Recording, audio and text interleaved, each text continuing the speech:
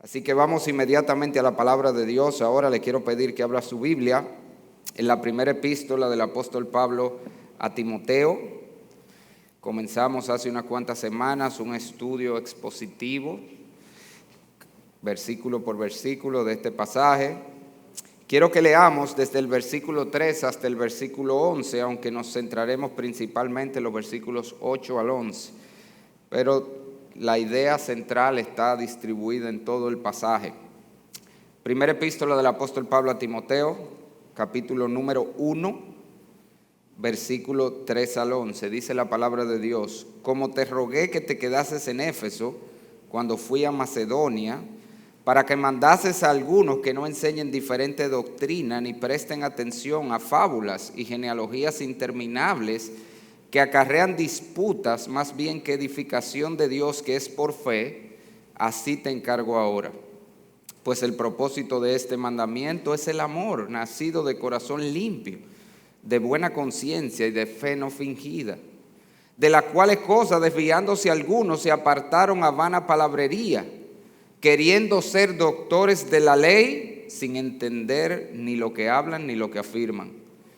Pues sabemos que la ley es buena si uno la usa legítimamente, conociendo esto, que la ley no fue dada para el justo, sino para los transgresores y desobedientes, para los impíos y pecadores, para los irreverentes y profanos, para los parricidas y matricidas, para los homicidas, para los fornicarios, para los sodomitas, para los secuestradores, para los mentirosos y perjuros, y para cuanto se oponga a la sana doctrina, según el glorioso evangelio del Dios bendito, que a mí me ha sido encomendado.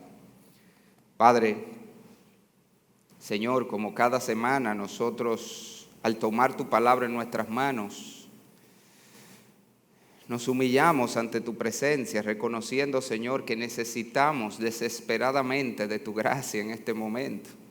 ¿Quién puede, Señor, presentar con fidelidad tu verdad?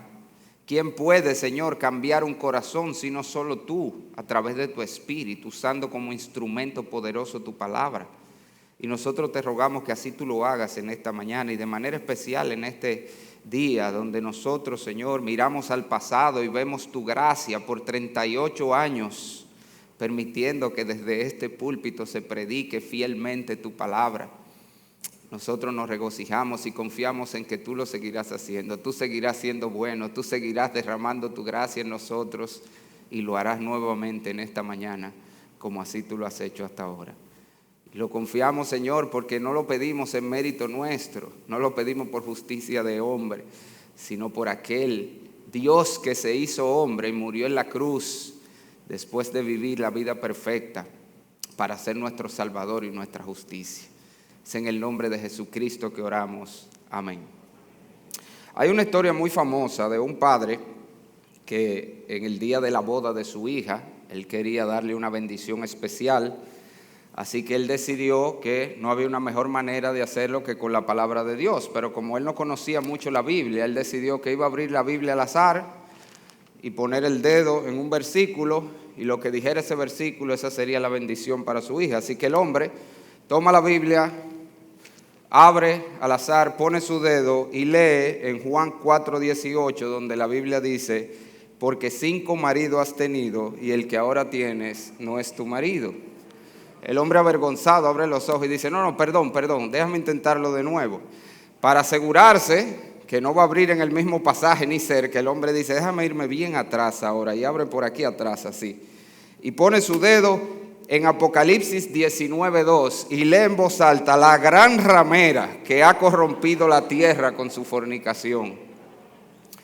Bueno, hermano, eso es simplemente una historia jocosa, pero que ilustra, así sea de manera tonta, lo peligroso que puede ser un mal uso de la palabra de Dios. La palabra de Dios, la Biblia, es el libro más poderoso que los seres humanos tenemos. Este es el único medio a través del cual los hombres pueden llegar al conocimiento salvador de nuestro Señor Jesucristo. Lo dice la misma palabra: la fe es por el oír y el oír por la palabra de Dios.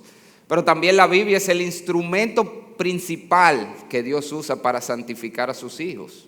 La Biblia es una fuente de aliento, de consuelo, de esperanza, de gozo. Todas esas cosas la Biblia puede ser para nosotros. Sin embargo, para que la Biblia tenga ese efecto en la vida de las personas, es necesario que nosotros la usemos correctamente.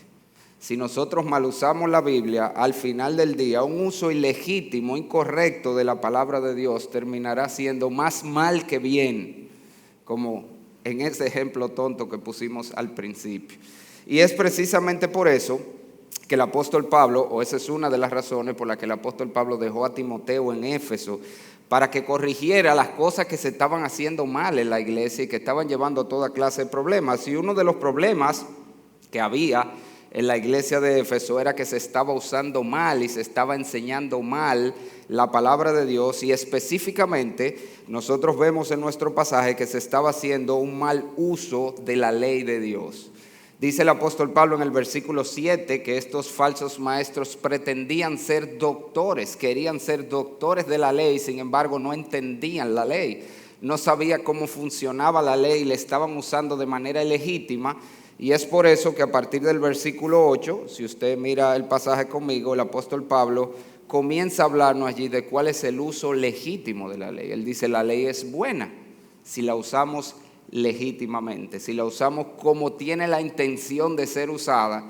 La ley puede ser un instrumento poderoso para salvar y para cambiar vidas. Y Pablo entonces, a través de este pasaje, precisamente lo que nos muestra es cuál es ese uso correcto de la ley, cómo nosotros debemos usar la ley de Dios de manera legítima. Y ese es el mensaje para nosotros hoy.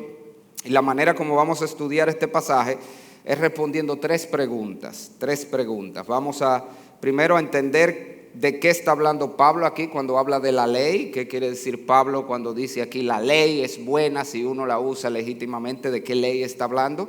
En segundo lugar, vamos a ver cuál o cuáles son los usos incorrectos que podemos hacer a la ley de Dios. Y finalmente, mucho más brevemente, vamos a ver cuál es el uso correcto, legítimo, que el apóstol Pablo nos presenta aquí en la palabra de Dios. Así que entrando inmediatamente a considerar estos asuntos, lo primero que vamos a responder es qué quiere decir Pablo cuando dice aquí la ley. La ley es buena si uno la usa legítimamente. ¿Qué ley se refiere? Bueno, la palabra ley en la Biblia se usa de muchas maneras. Hay a lo menos 4 formas como se usa la palabra ley. No quiero detenerme mucho tiempo en esto, pero tenemos que entender que a veces la ley se refiere simplemente a toda la Biblia.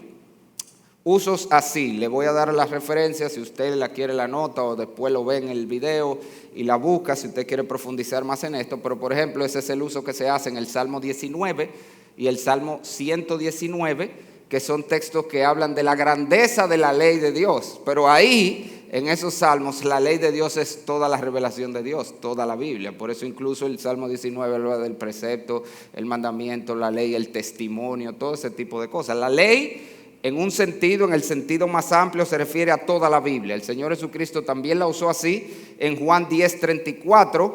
Él dice, no está escrito en vuestra ley, y cita el Salmo 82. O sea, está hablando de un salmo y le llama la ley. Está diciendo que está hablando de la ley. O sea que la ley se puede usar y se usa en la Biblia para referirse a toda la Biblia en sentido general. Pero la ley en un sentido más específico se usa y se usaba para referirse al Pentateuco, a los primeros 5 libros de la Biblia que escribió Moisés. Y eso se usa sobre todo cuando se quería distinguir entre diferentes secciones de la Biblia. Por ejemplo, en Mateo 7:12, el Señor habla de la ley y los profetas. Y ese era un tipo de división que se usaba para la Biblia. La ley era el Pentateuco, o para el Antiguo Testamento en este caso. La ley era el Pentateuco y los profetas era todo lo demás que había en el Antiguo Testamento, que fueron libros, aún los históricos, escritos por profetas. Fueron los profetas que escribieron esos libros. Pablo también hace ese uso de la ley para referirse al Pentateuco en general en Gálatas 4:21 al 22, donde él habla, no habéis leído la ley, y comienza a contar la historia de Abraham y sus 2 hijos. Se está hablando de Génesis, no está hablando de ningún pasaje que tenga que ver con mandamientos. Está hablando de la historia de Abraham en Génesis y le llama la ley. Entonces, la ley puede referirse a toda la Biblia, puede referirse al Pentateuco exclusivamente. Sin embargo, la ley también se usa todavía en un sentido más reducido para referirse a los 10 mandamientos. con mucha frecuencia el decálogo se refiere a él en la Biblia como la ley. Textos donde vemos esto, Santiago capítulo 2, versículo 10 al 11, ahí dice el que cualquiera que guardare toda la ley ofendiera en un punto el culpable de todo, y menciona unos cuantos leyes del decálogo, de los 10 mandamientos. Pablo en Romanos 7:7 también hace este uso. O sea que tenemos toda la Biblia es la ley, el Pentateuco es la ley, los 10 mandamientos es la ley. Sin embargo, hay un uso todavía más general, más difuso, y es cuando la ley, la palabra ley, se usa para referirse simplemente a cualquier norma, mandamiento o regla que encontramos en la Biblia. De hecho, ese sería incluso el uso etimológico de la palabra, ¿verdad? Una ley es una norma, una regla o un estándar de vida o de conducta, y ese nosotros lo encontramos en diversos pasajes de la Escritura. Por ejemplo, en Mateo 22, 36 al 39, el Señor toma, cuando se le preguntó cuál es el gran mandamiento de la ley, él menciona 2, Deuteronomio y Levítico, que son 2 mandamientos que no tenían que ver con los 10 directamente, aunque sí están relacionados, como vamos a ver en un momento. Pero el punto es que él está hablando allí de mandamientos que había en la ley o en la palabra de Dios, y él le llama a eso la ley. Igual Pablo en Romanos 13 dice: toda la ley en esta sentencia se resume: amarás a tu prójimo como a ti mismo. Menciona el decálogo y luego añade: y cualquier otro mandamiento. Es decir, que se cumple en esto: amarás a tu prójimo como a ti mismo. Para Pablo, en Romanos 13, la ley es cualquier mandamiento de la Biblia. Y nosotros entendemos que precisamente esa es la manera como Pablo lo está usando aquí. Y algo que sí tengo que decir: al final del día todos los mandamientos en la Biblia están relacionados, para que usted entienda cómo que funcionan los mandamientos en la Biblia. Hay 2 mandamientos principales, que fue lo que señaló el Señor, ¿verdad? ¿Qué son cuáles? Amarás al Señor tu Dios con todo tu corazón, toda tu mente, toda tu alma. Y el segundo, amarás a tu prójimo como a ti mismo. Ok, esos 2 son 2 tablas, son las 2 tablas de la ley. Esos 2 se dividen en 10, que sería el decálogo, que sería esos 2 resumidos o detallados en 10, que resumen todo lo demás, que son los 10 mandamientos. Y luego cualquier otro mandamiento de la ley, cualquier otro mandamiento de la palabra, al final del día usted lo puede trazar a uno de los 10. O sea que es como que se van abriendo, son 2, 10 y luego todo lo demás, pero todo se relaciona y al final todo usted lo puede ir recogiendo a los 10 o a los 2, ¿ok? Yo espero no haberlo confundido con eso, pero el punto es que la ley, y es como nosotros entendemos que Pablo lo está usando aquí, no se está refiriendo a algo específico, a los 10 mandamientos, a la ley de Moisés, no, la ley, como Pablo está hablando aquí del uso correcto de la ley, es de los mandamientos general. Donde quiera que usted abra su Biblia y usted encuentre una orden de Dios, un mandato de Dios, eso es ley, ¿verdad? ¿Y por qué lo sabemos o por qué lo creemos? Si usted mira lo que Pablo presenta aquí como la ley, versículo 8 al 10, miren su Biblia conmigo, usted verá que Pablo está por todos lados. Claro, al final del día otra vez todo usted lo puede llevar de alguna forma u otra a los 10 o a los 2, pero él no se limita a los 10 o a los 2.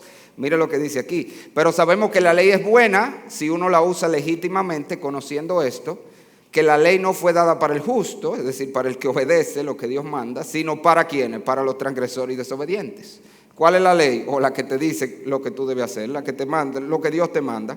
Para los impíos y pecadores. ¿Quiénes son estos? Otra vez, los que desobedecen lo que Dios manda, los impíos y pecadores. Y luego nos da una serie de mandamientos: para los irreverentes y profanos, para los parricidas y maticidas, eso es lo que agreden a sus padres, para los homicidas, para los fornicarios, para los sodomitas, esos son los que practican la homosexualidad, para los secuestradores, para los mentirosos y perjuros. Y agarre esto, que esto es lo que nos aclara bien, que él, fíjese que ya él está por todos lados ahí, pero fíjese como dice aquí: y para cuanto se oponga a la sana doctrina según el glorioso evangelio del Dios bendito, que a mí me ha sido encomendado. O sea que Pablo no tiene en mente la ley del Antiguo Testamento aquí solamente, o los 10 mandamientos solamente. No, él tiene en mente todos los mandamientos de la palabra, incluyendo los que nos fueron dados a través de los apóstoles en el Nuevo Testamento, incluyendo las enseñanzas de Pablo. Él está diciendo todo eso es la ley. O sea que en sentido general, y al punto al que quiero llevar, ¿de qué está hablando Pablo aquí cuando habla de la ley, del uso correcto de la ley? Es simplemente de cualquier norma de conducta que nosotros encontremos en la Biblia. Y eso es sumamente relevante porque usted puede ver cuán importante, cuán relevante para nosotros este pasaje, hermano. Cuando tú haces tus devocionales, constantemente tú te encuentras con mandamientos. No hagas, haz esto. Pablo está diciendo que hay una manera legítima de acercarse a esos pasajes y hay una manera ilegítima. Hay una manera incorrecta de usar esos pasajes. Hay una manera incorrecta. Yo que predico aquí cada domingo, los hermanos que dan clases en diferentes contextos en la iglesia, en diferentes grupos pequeños, hay una manera correcta de enseñar, de predicar los mandamientos de la Biblia, las órdenes, las normas de la Biblia, y hay una manera incorrecta de hacerlo que hace mucho daño, y de eso es que Pablo nos está diciendo aquí. Y hermano, si lo aplicamos esto aún a la familia, hay una manera correcta de tú enseñarle la Biblia a tus hijos y hay una manera incorrecta. Hay una manera correcta de enseñarle que él debe obedecer a sus padres, eso es lo que estoy diciendo. Y hay una manera incorrecta como tú le puedes estar enseñando mal que él debe obedecer a sus padres. Hay una manera correcta de decirle al esposo, tú debes amar a tu mujer y ser la cabeza en tu familia. Y hay una manera incorrecta de enseñar eso y decir eso. Hay una manera correcta de decirle a la mujer, tú tienes que estar sujeta a tu marido y respetar a tu marido. Y hay una manera incorrecta de hacer eso. ¿Usted está viendo lo importante que es esto? Porque si nosotros no entendemos lo que Pablo nos está diciendo aquí, nosotros podemos estar mal usando la Biblia y haciendo mucho daño en vez de hacer el bien que la Biblia quiere que hagamos, sobre todo cuando nos acercamos a los pasajes de la Biblia que tienen que ver con los principios morales, con las normas de Dios para nuestra manera de vivir. Así que, habiendo entendido de qué está hablando Pablo aquí cuando dice la ley, vamos a responder, ahora sí entrando en materia, cuál es primero el uso incorrecto de la ley. ¿Cómo se puede usar mal los mandamientos de la Biblia? Bueno, yo quiero comenzar, y aquí yo voy a tener muchas divisiones. Yo quisiera que usted esté bien atento a lo que yo le voy a decir, porque le voy a hacer muchas divisiones en lo que voy a decir. Quiero presentar las diferentes maneras de usar la ley mal y que la entendamos cada uno. Y quiero comenzar con una que no es el problema que había en la iglesia de Éfeso, y lo quiero aclarar, ese no era el problema. Pero es sumamente importante que la mencionemos. Primero, porque está en la Biblia por todos lados. Y segundo, porque era un problema grandísimo en el primer siglo como lo sigue siendo hoy. Y ese mal uso de la ley, que no es al que Pablo se está refiriendo aquí, de hecho está en el extremo opuesto, es lo que se conoce como el antinomianismo. ¿Y qué es eso, pastor? ¿Y con qué se come eso? Bueno, la palabra nomos es la palabra ley. Entonces el término antinomianismo significa antiley o antinorma. Y básicamente eso fue una herejía que surgió tempranísimo en la iglesia, desde los días de los apóstoles, y lo que sucedió con esto fue que la gente, al oír el evangelio de la salvación por la fe por gracia, convirtieron la gracia de Dios en una patente de corso. ¿Usted sabe lo que es una patente de corso? Eso era un permiso que le daban a los capitanes de barco en los tiempos de la colonización, para que si ellos encontraban un barco de una nación enemiga, ellos pudieran piratearlo, ellos pudieran robarle, pudieran hundirlo, pudieran hacer fechorías y no ser condenados en su nación por ello. Básicamente la patente de corso era una licencia para pecar. Ve, roba, mata, hunde barco, que aquí no te vamos a hacer nada, tú tienes permiso para hacerlo. Eso básicamente fue lo que muchos hicieron desde el primer siglo con el evangelio de la salvación por la fe por gracia. Comenzaron a decir, si esto es por fe, si esto es por gracia, si no es por nuestras obras, si todos nuestros pecados ya fueron perdonados, nuestro pecado presente, pasado y futuro, lo cual es verdad, hermano. Es verdad que por fe, es verdad que por gracia, es verdad que no es por obra, es verdad que todos nuestros pecados ya fueron perdonados. Pero ellos comenzaron a decir, entonces el cristiano puede vivir como le dé su gana. Entonces la manera como vive una persona no tiene ninguna relación con su salvación. Y eso fue lo que pasó a llamarse el antinomianismo. Gente que comenzó a decir que como la salvación depende de Cristo y no de nosotros, pues un cristiano él puede hacer y deshacer, vivir como le dé su gana, y eso no tiene nada que ver con su salvación. Hermano, puede que eso para nosotros hoy nos suene raro, sobre todo en una iglesia como la nuestra que siempre ha predicado fielmente la palabra de Dios, pero eso todavía existe hoy. Todavía hoy, a veces de forma más sutiles, iglesias donde enseñan que si tú hiciste una profesión de fe, olvídate que eso es lo que importa. Tú no oraste, tú oraste, tú no levantaste la mano, tú no caminaste adelante, olvídate. Tú puedes ser un pichón de Lucifer, como dice un pastor amigo mío, un hijo del diablo literalmente, pero tú eres salvo porque tú oraste. Eso es lo que cuenta, porque esto es por fe, por gracia, no importa cómo se ve en tu vida. En ese mismo grupo es que entra esta filosofía que anda un videito en las redes, ya yo lo he atacado muchísimo, pero no me voy a cansar de atacarlo. ¿Qué diferencia entre los creyentes y los discípulos? Tú ves, hay gente que son creyentes, pero no discípulos. Entonces, como ellos son creyentes, ellos son salvos porque la fe es lo que salva. Pero, ¿y por qué vive como un impiazo? No, lo que pasa es que él todavía no es discípulo. Señores, eso no está en la Biblia por ningún lado. Y todo eso viene, el antinomianismo viene de no entender bien lo que es la salvación. Vemos la salvación solamente como una transacción legal, lo cual en efecto es. Por eso se habla de la justificación. Cuando yo creo en Cristo, Cristo me imputa su justicia, me declara justo delante del Padre. Eso es verdad, pero eso es un aspecto de la salvación. La salvación es un combo, como yo le he dicho muchas veces. Y en ese combo de la salvación también hay elementos, no solamente la justificación, sino la regeneración, el cambio de vida. Cuando Dios salva a alguien, lo cambia en el interior. Por eso la Biblia dice que ser salvo es nacer de nuevo, es otro individuo.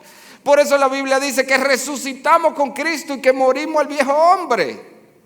Pero si tuvo un individuo que no hay cambio de vida, él hizo profesión de fe, pero no hay la mínima evidencia de cambio de vida. Entonces, ¿cómo podemos hablar de salvación? ¿Cómo le podemos dar a esa persona garantía, seguridad de que usted es salvo, no importa porque usted oró, cuando en su vida no hay evidencia de otros elementos que son parte de la misma salvación? Eso es lo que era el antinomianismo. Y para que usted crea que yo no me estoy inventando esto, de que ese era un problema antes y que es así, usted nada más tiene que ver que hay libros enteros de la Biblia destinados a atacar el antinomianismo. Hay uno por excelencia, de hecho. ¿Usted sabe cuál es, verdad? ¿Cuál es? Santiago. Te ganaron, Josefina. Santiago. El libro de Santiago. Santiago lo escribió para atacar el antinomianismo. Por eso que en ese capítulo él dice, ¿cómo es esto? Tú tienes fe pero no tienes obra que la demuestra. No me digas, muy bien. Para eso escribió Santiago su libro. Pero no solamente Santiago, Juan el apóstol ataca muchísimo el antinomianismo. Por eso cuando usted mira, por ejemplo, en Primera de Juan, capítulo 2, versículo 3 al 6, oiga lo que dice: en esto sabemos que nosotros le conocemos, hablando del conocimiento salvador de Cristo, ¿verdad? Y esta es la vida eterna que te conozcan a ti, al único Dios verdadero, y a tu Hijo Jesucristo a quien has enviado. Esa es la vida eterna, de eso que le está hablando, ese conocimiento salvador. Y en esto sabemos que yo soy salvo. ¿Cómo? Si guardamos sus mandamientos. El que dice yo le conozco y no guarda sus mandamientos es un hablador y la verdad no está en él. Pero el que guarda su palabra, y fíjese como aquí mandamiento y palabra es lo mismo, en este verdaderamente el amor de Dios se ha perfeccionado. Por esto sabemos, así que se sabe quién es que ha sido justificado. Por esto sabemos que estamos en él. El que dice que permanece en él debe ser un discípulo. Eso es lo que está diciendo ahí. El que dice que permanece en él debe andar como él anduvo. No me diga que él es creyente pero no es discípulo, porque eso no existe. El que dice que permanece en él anda siguiendo a Cristo. Claro, no somos perfectos, pecamos muchísimo, es una batalla, todo eso es verdad, pero estamos en el proceso, hermano. Entonces, ¿cuál es? Bueno, otro que usted puede buscar después, Romanos 6. El apóstol Pablo en Romanos 6 ataca, porque Pablo era el favorito por los antinomianistas, porque es el que más predica y enseña la justificación, la salvación por la fe, por gracia. Y usaban a Pablo para enseñar el antinomianismo, y Pablo tiene que rebatir eso. Ellos dicen eso, yo nunca he enseñado eso, y Romanos 6 es especialmente para eso. Pero ese es un uso, como les dije, aún hoy muy común, un mal uso de la ley. Simplemente cuando le decimos a la gente que, bien, eso son sugerencias que hay ahí. Tú ves, sí, yo sé que Dios lo puso ahí, pero no te preocupes, que si tú creíste en Cristo, eso es lo que importa. No, todo verdadero creyente se está esforzando por vivir según todos los mandamientos de Dios, todos los preceptos de Dios para nosotros. Pero como les dije, en el caso que nos ocupa, en este pasaje de 1 Timoteo 1, el problema no era el antinomianismo. De hecho, el problema estaba en el extremo opuesto. El extremo opuesto del antinomianismo en el péndulo, que era el legalismo. Eso era lo que estaba pasando aquí. Y el legalismo también tiene varias formas de manifestarse. Aquí donde no quiero que se me confunda. Dos extremos en el mal uso de la ley. Antinomianismo, no importa, no le haga caso a esos mandamientos. Si tú lo quieres hacer, lo haces, y si no, no. El otro extremo entonces era el legalismo. Ahora, ese legalismo lo tenemos que dividir en dos grupos más, porque hay legalismo en lo que respecta a la salvación y hay legalismo en lo que respecta a la santificación. Cuando hablamos de legalismo en lo que tiene que ver con la salvación, esa es la forma más básica, más elemental de legalismo, Y es simplemente aquellos que le enseñan a la gente que tú te salvas por hacer buenas obras. Usted ve que es el extremo opuesto. Tú te salvas, no importa, haga lo que tú hagas, deshaga lo que hagas, tú eres salvo si creíste. En el extremo opuesto entonces estaba aquellos que decían que tú te salvabas por cómo vivías. Que eso no es lo que dijimos ahorita.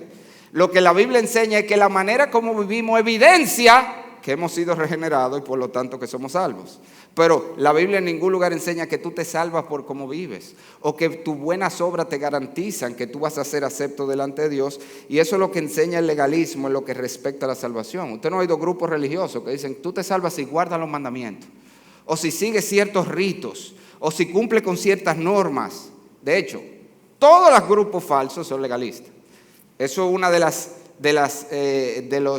los asuntos que son sine qua non para un grupo falso. Las sectas falsas todas enseñan una salvación por obra, sea por vivir de cierta manera, sea por guardar ciertos mandamientos, sea por cumplir ciertos ritos. Pero olvídate que todos los grupos falsos, sin excepción, enseñan legalismo, salvación por obras. Y eso fue un problema desde el primer siglo. En Hechos 15, de hecho, el primer concilio de la iglesia, la primera vez que se reunieron un grupo de iglesias y los apóstoles a debatir un problema, fue el problema del legalismo. Gente que estaba enseñando que la salvación era por guardar la ley de Moisés, de hecho. Por eso hay otra carta de la Biblia que está escrita especialmente para contrarrestar el legalismo, y que de hecho a veces la ponen como que choca con Santiago, dicen que son contrarios. No, lo que pasa es que están atacando herejías diferentes, como siempre le he dicho. Ellos están mirando en sentidos opuestos, no uno contra el otro, están atacando dos herejías. ¿Cuál es esa carta?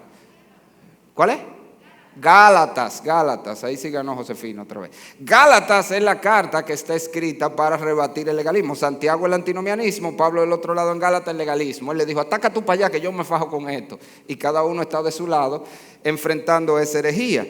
Nosotros entendemos que eso era parte de lo que estaba pasando aquí, también en Éfeso. ¿Cómo lo sabemos? Bueno, usted va a ver en el próximo mensaje que toda la siguiente sección, desde el versículo 12 hasta el 18, lo que Pablo va a hacer es a defender el evangelio de la salvación por gracia. Él va a mostrar que esto es por gracia, no por obra, y lo va a mostrar en su vida. Él que había sido un delincuente religioso y Dios lo salvó, y lo va a mostrar presentando el evangelio, palabra fiel y digna de ser recibida por todos, que Cristo Jesús vino al mundo a salvar a pecadores, no gente buena, no gente que se está fajando en obedecer, fue a pecadores. Y Él va a probar que la salvación es por gracia, así que obviamente ese era un problema que va aquí. De hecho, quiero aprovechar aquí, hacer un paréntesis y hablar cualquiera que nos vea, que nos escuche por las redes. Quizá tú has sido engañado con esto, quizá tú mismo piensas que si tú vives una vida buena, que si tú eres una buena persona, que si tú no le haces daño a nadie, que si todo lo que tú eres una persona trabajadora que vive para mantener tu familia, pues tú mereces ser salvo porque al final del día tú eres bueno. Pero el problema es que eso es completamente antibíblico. La palabra de Dios dice que no importa cuánto nos esforcemos, todos somos pecadores. Todos hemos pecado y el pecado condena al hombre, y no importa cuántas buenas acciones tú hagas, no importa cuánto te esfuerces, no importa cuán religioso, nada de eso borra el pecado. Lo único que borra el pecado es Cristo Jesús, la sangre de Cristo vertida en la cruz del Calvario. Él vivió la vida justa que ninguno de nosotros vivimos. Él es el único sin pecado y murió en la cruz para pagar el pecado en lugar de los pecadores, y solo a través de Cristo Jesús nosotros podemos ser salvos. Si te enseñan cualquier otra manera de salvación que no sea por la fe en Cristo, por la gracia de Dios, un regalo de Dios en Cristo, entonces eso es legalismo.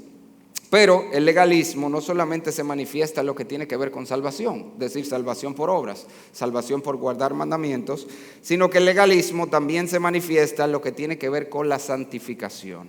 Y aquí, hermano, esto comienza a ponerse más difícil de ver. Aquí es donde las letricas empiezan a verse más chiquitas.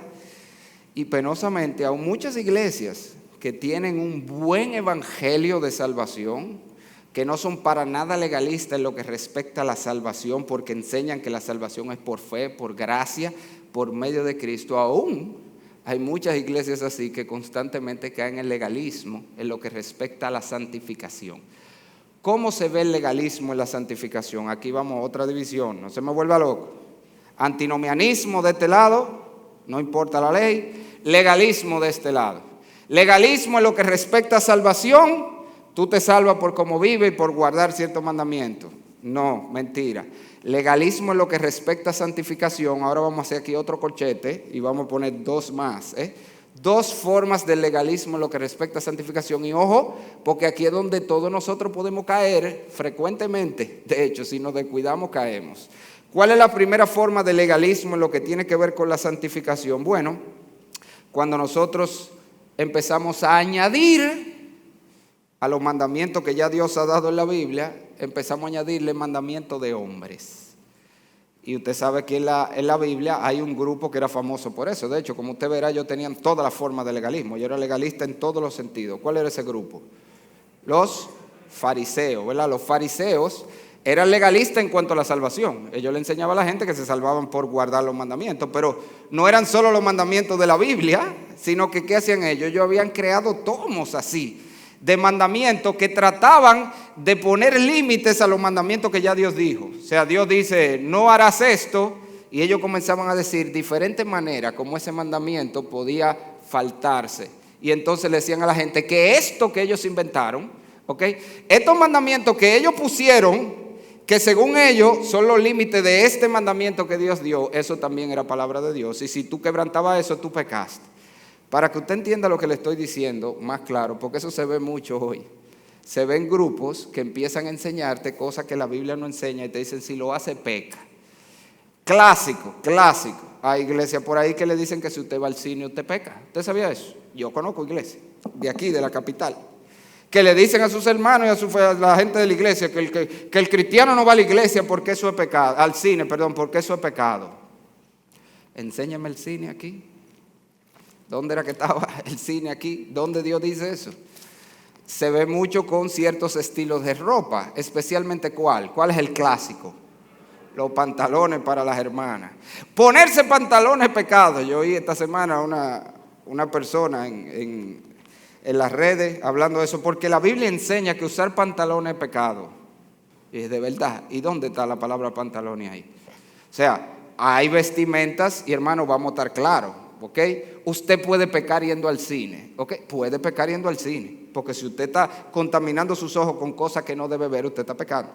De hecho, yo recuerdo, mi esposa y yo recién casados, nos regalaron una vez una taquilla para una película en el cine. Yo ni sabía que era, fue un paciente que llegó y me dijo, mire doctor, para que vaya al cine esta noche con su esposa, bla, bla.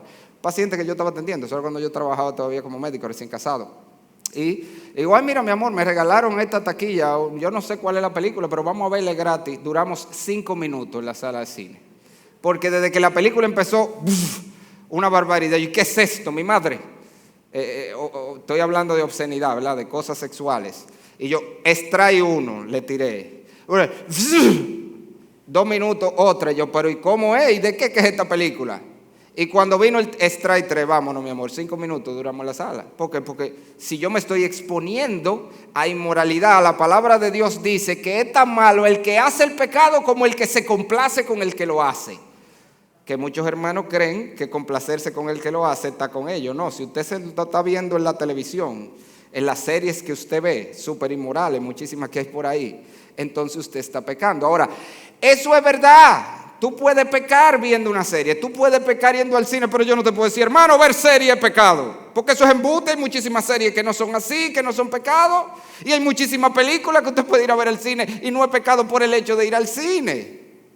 Es verdad que, para ser sincero, la mayoría de las hermanas no sabe ponerse un pantalón. Eso es verdad.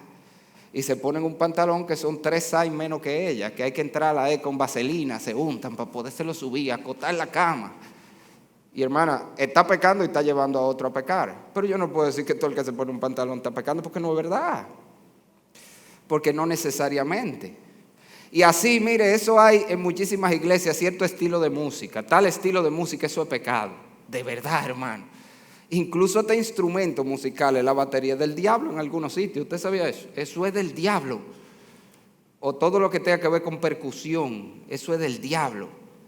Y uno dice, de verdad, porque usted no ha leído porque en Israel le daban con todos los hierros a eso y tenían instrumentos de percusión.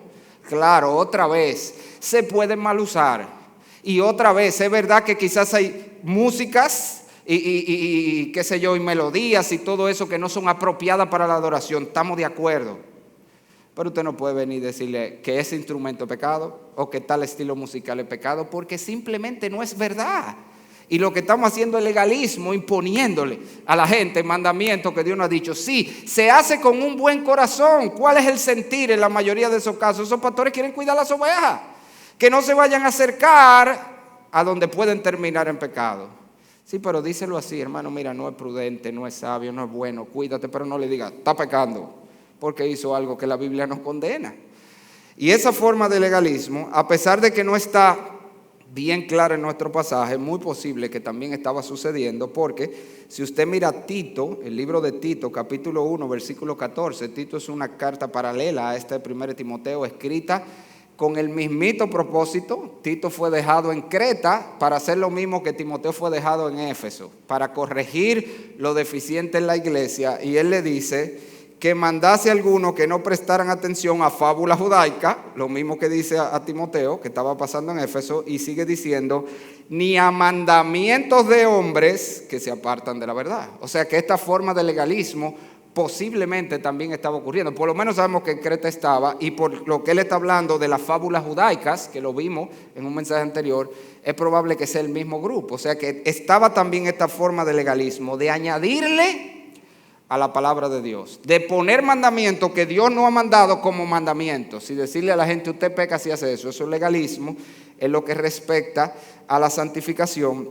Pero increíblemente, hermano, hay una forma todavía más sutil, más difícil de ver, y que con mucha frecuencia caemos todos. Olvídese que aquí sí todos vamos a quedar mordidos, que en algún momento hemos fallado y hemos usado así mal los preceptos de Dios. Y es cuando se pretende santificar a una persona simplemente diciéndole lo que tiene que hacer. ¿Usted sabía que la manera como los mandamientos están ahí no es para que, mira, no matará, no mate? De eso no es que se trata. La santificación en la Biblia, usted lo puede buscar donde sea, no se trata de lo externo, no se trata de cambiar la conducta, no se trata de que nos den un checklist. Tú no puedes hacer esto, tú debes hacer esto. Así sean mandamientos que están en la Biblia. Eso no es santificar, eso no es santificación. Tú puedes ser, y dígame si no es así, otra vez, ¿a quién le va a sonar? Tú puedes ser, mira, un destello de virtud por fuera, blanquito y podrido por dentro, ¿o no? Otra vez, ¿cuál es el ejemplo de eso? Los fariseos. Ellos eran los legalistas por excelencia. Legalismo en lo que respecta a salvación, enseñaban salvación por obra. Legalismo en santificación, en que añadían mandamientos y lo enseñaban como mandamiento de Dios, pero también eran legalistas en este respecto. Ellos creían que ser santo se trataba solo de lo de afuera, se trataba de cómo yo vivo externamente, pero no es así como trabaja esto. La santificación que enseña la Biblia es de dentro hacia afuera que ocurre, no es meternos en una camisa de fuerza. Hermano, y esto es sumamente práctico. Lo que yo te estoy diciendo, lo que Dios quiere no es solamente que tú hagas ciertas cosas. No, de eso no es que se trata la santificación. Sí, hay que hacerla. Pero lo que Dios quiere es que amemos hacer esas cosas. Es que deseemos hacer esas cosas. Mírelo en el pasaje para que usted lo vea conmigo. Mire lo que Pablo dice, 1 Timoteo 1, versículo 5. Pues el propósito de este mandamiento, y el mandamiento, como vimos la semana pasada, era que usaran correctamente la palabra de Dios. El propósito de este mandamiento es este. ¿Cuál es? El amor nacido de corazón limpio y de buena conciencia y de fe no fingida. Al final del día, lo que Dios quiere no es una conducta externa impecable y un corazón podrido. No, lo que Dios quiere es el amor nacido de un corazón limpio y de buena conciencia y de fe no fingida. Te lo voy a poner práctico, hermano. Al final del día lo que Dios quiere no es que tu hermano, pídele perdón a tu hermano. Que le pida perdón, te dije. Perdón. Ok. ¿Y qué tú hiciste? Eso no es lo que Dios quiere. Lo que Dios quiere es que tu hijo diga, ofendí a mi hermano. Ese es mi hermano, yo le hice eso, manito, perdóname. ¿Tú me entiendes? Entonces yo puedo venir, mira, Dios dice que no hagas esto, o Dios dice que hagas esto, hazlo, y que lo haga. Pues yo no estoy usando bien el mandamiento, porque ese no es la intención. No es que nos metamos otra vez en una camisa de fuerza. Eso no le agrada a Dios, ni le agrada a nadie.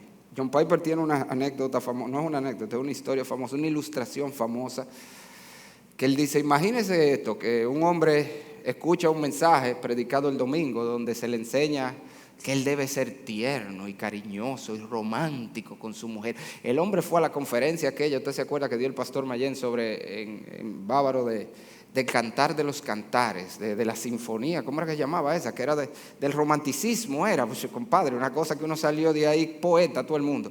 Pero la idea es que el hombre se pone a eso y él dice, sí, yo tengo que ser más cariñoso y más amoroso. Y va y se para camino a su casa y compra un ramo de flores y toca la puerta y la mujer le habla y dice, toma. Y él dice, oye, ¿qué es eso, mi amor? El pastor dijo que yo tenía que ser cariñoso, toma. Esa mujer tiene que estar muy llena del espíritu para no agarrar las flores y ¡tum! En la cabeza. O sea que todo lo que a ti te interesa es obedecer al pastor. No era que tú querías agradarme a mí. ¿Entendí?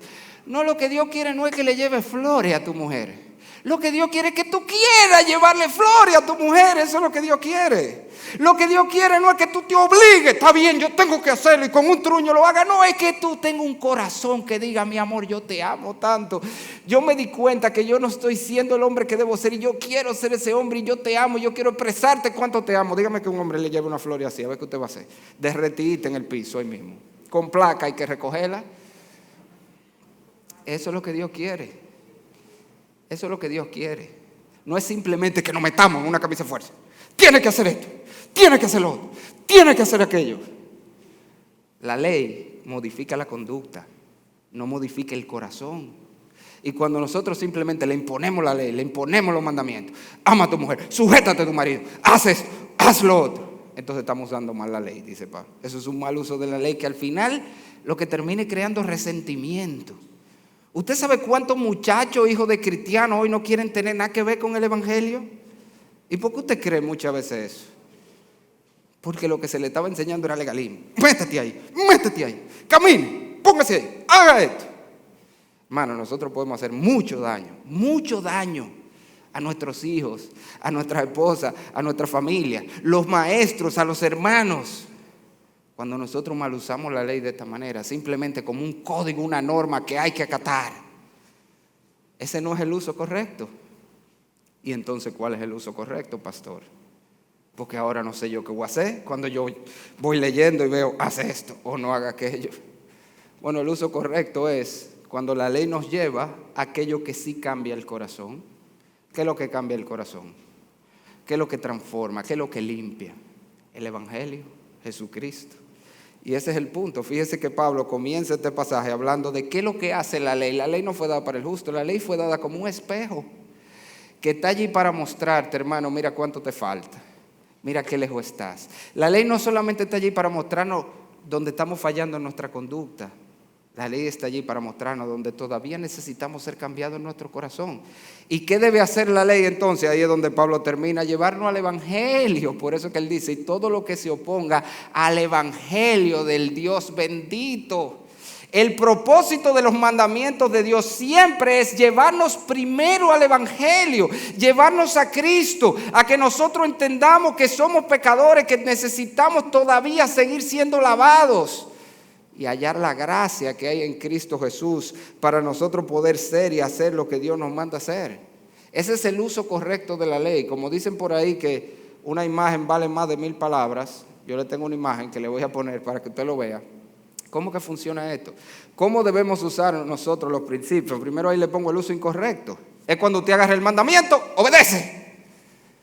Ese es un uso incorrecto de la ley. ¿Cuál es el uso correcto? El mandamiento me debe llevar a Cristo. Me debe llevar al evangelio. Cuando a mí me predican, oye, la Biblia dice que yo debo ser un hombre romántico y cariñoso, y yo me miro y yo digo, yo soy un perro de verdad. Y eso me debe llevar, Señor, perdóname, porque yo la verdad, yo he sido un perro con mi mujer. Perdóname, Señor, yo no soy el hombre que tú quieres que yo sea. Ahí es que yo debo ir primero donde Cristo, hallar perdón. Perdóname. Yo no soy ese hombre. No se trata de, está bien, déjame apretar los dientes y desde hoy hacerlo. No, ve a Cristo primero. Señor, perdóname. Señor, pero tú sabes que yo no puedo. Señor, tú sabes la famosa excusa, es que a mí no me criaron así. Sí, pues ve y díselo, Señor, tú sabes que a mí no me criaron así. Pero es el hombre que tú quieres que yo sea. Ayúdame, Señor. Señor, tú sabes que a mí no me saltaron cuando chiquito. Sáltame el corazón para que yo sea ese hombre. Dame la gracia, Padre. ¿Usted está viendo la diferencia entre tengo que hacer, hago? Uso incorrecto, dice Pablo. Legalismo. No soy. Perdóname, Señor. Ayúdame. Dame la gracia. Dame el poder. Y entonces hago. Ese es el uso correcto de la ley. Ese es el que manda la palabra, tanto para salvación como para santificación. La ley está ahí para decirle al pecador, eres un pecador. Tú no te puedes salvar, pero mira, Cristo salva. Lo dice Pablo, de hecho, en Romanos 3, no lo vamos a buscar, pero él lo dice. Le dice, la ley testifica que tú necesitas a Cristo, para eso que está. Y sigue siendo lo mismo para santificación, hermanos. Y a lo que te estoy llevando otra vez, esto es sumamente práctico. Este es de los mensajes más prácticos que yo pude haber predicado con todo y toda la teoría que le di. Porque lo que te estoy diciendo es que cuando tú vas leyendo en tu Biblia y tú te encuentras con esos pasajes donde Dios te confronta, no es aprieta los dientes y sal a hacer. Es ve a Jesucristo y pide perdón, que eso es lo primero. Y pídele gracia. Y entonces en el poder del Señor sal a hacer. Ese es el uso correcto. Pero esto también tiene que ver otra vez con tus hijos. Ay, hermano, cuánto daño le estamos haciendo a nuestros hijos en la manera como los disciplinamos y creemos que porque le estamos leyendo la Biblia lo estamos haciendo bien. Hermano, toda disciplina con nuestros hijos debe aterrizar en Jesucristo. Debe aterrizar en decirle, mi amor, mira, tú ves lo que tú hiciste, tú sabes lo que eso muestra. Tú sabes lo que muestra, mi amor, que tú eres pecador, que hay áreas de tu vida que todavía tienen que ser cambiadas, pero tú sabes que en Jesucristo hay perdón. Esa es nuestra esperanza, mi amor, esa es nuestra esperanza, que Jesucristo murió y podemos ser perdonados, pero todavía más, que Él te puede ayudar a ser ese niño, esa niña que Él quiere que tú seas. Vamos a pedirle a Jesucristo que te ayude a ser obediente.